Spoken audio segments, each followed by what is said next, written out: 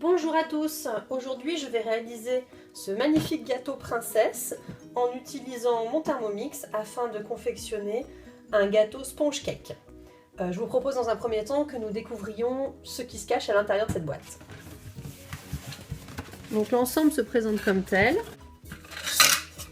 Vous avez donc un moule à gâteau avec son support et une tige de convection.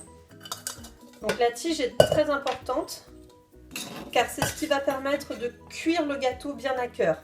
Comme c'est un moule très volumineux, sans la tige, on n'aurait pas assez de chaleur au milieu pour bien cuire la pâte. Donc je vais d'abord monter le moule. Voilà, le moule est assemblé. Puis la tige de convection. Petit détail, mais qui mérite quand même d'être précisé, on ne met surtout pas la poupée dans le four, hein, sinon elle va fondre, cheveux et buste compris. Vous pouvez regarder de très jolies photos de poupées fondues sur internet, mais je vous déconseille de le faire avec la vôtre. Voilà.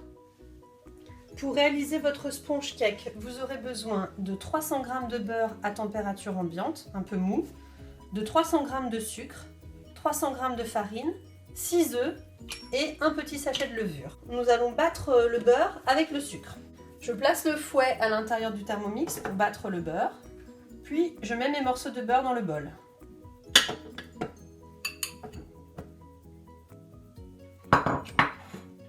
J'ajoute le sucre et je vais battre en augmentant progressivement la vitesse. Si votre beurre est encore un petit peu dur, vous pouvez éventuellement battre 1 minute à 37 degrés pour l'aider à ramollir un peu. Lorsque votre beurre a suffisamment ramolli, le robot tourne avec aisance et là vous pouvez le laisser tourner tranquillement 1 ou 2 minutes.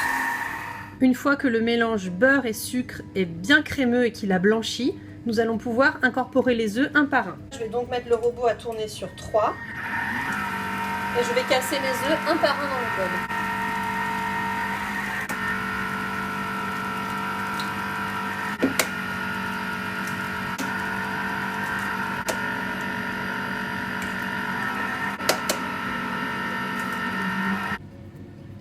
Je vais à présent incorporer progressivement la farine.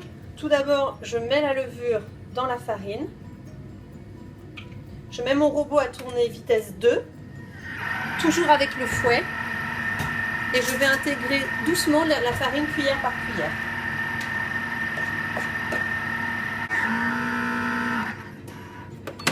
Voilà, nous avons donc une très belle pâte à sponge cake. La bulle vient d'éclater. Elle est bien lisse et bien claire. Alors, si vous le souhaitez à ce moment-là, vous pouvez diviser votre pâte en plusieurs parties pour les colorer si vous voulez faire un effet marbré à l'intérieur du gâteau. C'est ce que je vais faire, donc je vais prélever une partie de la pâte que je vais colorer en rose et une autre partie que je vais colorer en violet. À présent, j'ai bien beurré et fariné mon moule. Mes 3 couleurs de pâte sont prêtes et je vais donc venir les disposer successivement à l'intérieur pour former un effet marbré.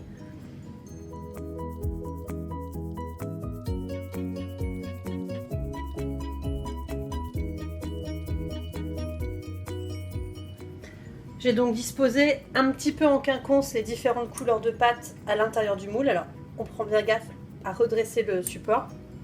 Pour faire un effet marbré, je vais prendre un ustensile plutôt fin et je vais venir dessiner 1 ou 2 cercles à l'intérieur pour mélanger les couleurs.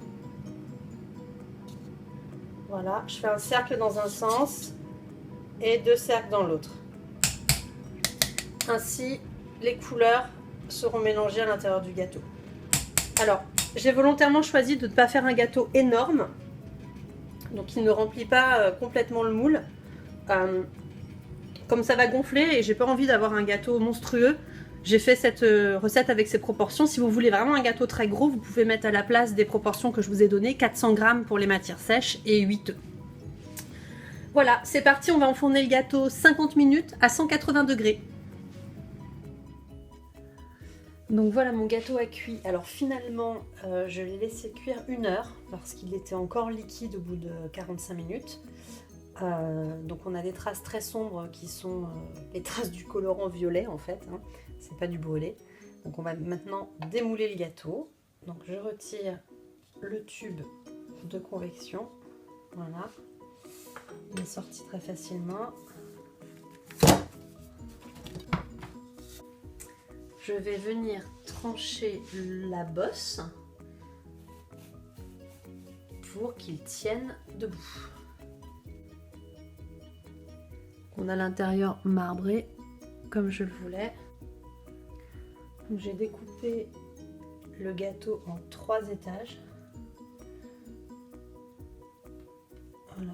Alors, et je vais venir garnir de crème. Je vais donc réaliser une crème au beurre, le type de crème qu'on peut utiliser pour le glaçage d'un cupcake ou pour masquer un gâteau en cake design avant de le recouvrir soit de pâte à sucre, soit de rosace, elle aussi faite avec la crème au beurre. Pour réaliser cette recette, je vais utiliser 200 g de beurre doux, mou, 350 g de sucre et du mascarpone. La quantité exacte de mascarpone, je la fais au jugé en regardant la texture de la crème. Donc dans un premier temps, je vais fabriquer du sucre glace avec le Thermomix en utilisant un sucre cristal. Ça marche aussi avec un sucre en poudre. Je pèse donc les 350 g de sucre. Je referme le robot. Je mets bien le gobelet, sinon le sucre vole partout. Et je vais mixer vitesse 9. Alors on a un joli nuage de sucre qui s'envole. Donc on a un sucre glace quasiment parfait. Je vais repasser encore un petit coup pour m'assurer qu'il est vraiment bien fin.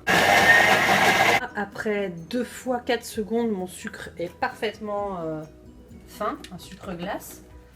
Je place le fouet à l'intérieur du robot et je vais venir ajouter mes 200 g de beurre. Et à présent, on va donc battre le beurre avec le sucre afin de former la crème au beurre.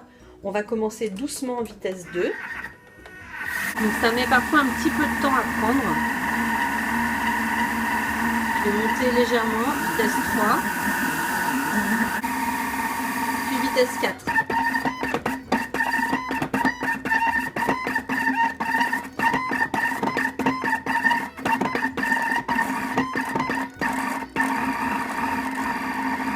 Donc on voit que le robot a eu de légères difficultés et puis finalement il est parvenu à battre la crème au beurre. Personnellement, je trouve cette crème au beurre un peu trop riche en l'état et j'ajoute donc du mascarpone à l'intérieur. Généralement, j'ajoute 2 bonnes cuillerées à soupe de mascarpone.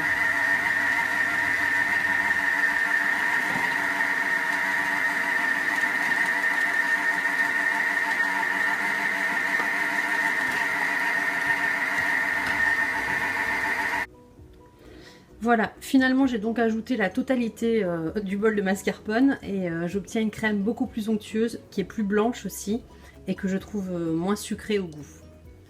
À présent, je vais commencer le dressage de mon gâteau. J'ai donc mon gâteau fraîchement démoulé que j'ai coupé en 3 avec un couteau à pain, la crème au beurre que je viens de terminer et je souhaitais utiliser des fruits. Comme nous sommes en hiver et que je n'ai pas de fruits frais, j'ai utilisé des petits carrés d'inserts gélifiés que je prépare habituellement pour les bûches et donc ça va venir remplacer des fruits. En revanche, si vous avez des fruits frais, vous pouvez utiliser des framboises ou des groseilles ou éviter les fraises quand même parce qu'elles rendent beaucoup d'eau. Pour commencer, avant de poser le gâteau, je prends donc un cercle à pâtisser et je vais venir mettre une noisette de crème au beurre qui va servir de colle pour que le gâteau ne bouge pas. Je viens le placer bien au centre du cercle. Voilà. Je vais donc mettre une première couche de crème au beurre.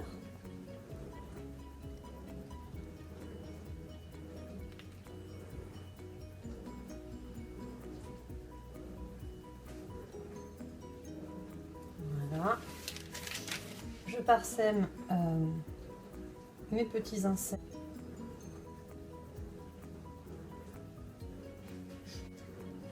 Hop.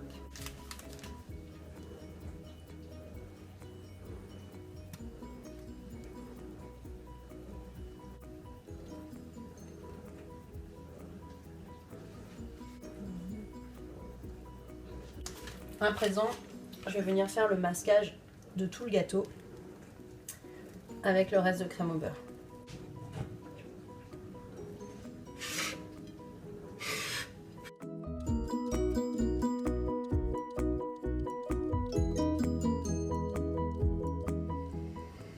Voilà, on attaque la dernière étape du gâteau, il s'agit de la décoration. Donc j'ai préparé des macarons, je les avais fait à l'avance et je les ai décongelés juste pour la réalisation. Donc j'aurai des macarons rouges, des macarons violets miniatures et des macarons violets normaux. J'ai également prédécoupé de nombreuses formes en pâte à sucre qui vont me servir notamment à faire le bustier de la poupée et des pétales décoratifs. Comme c'est un petit peu long, je vais filmer en accéléré.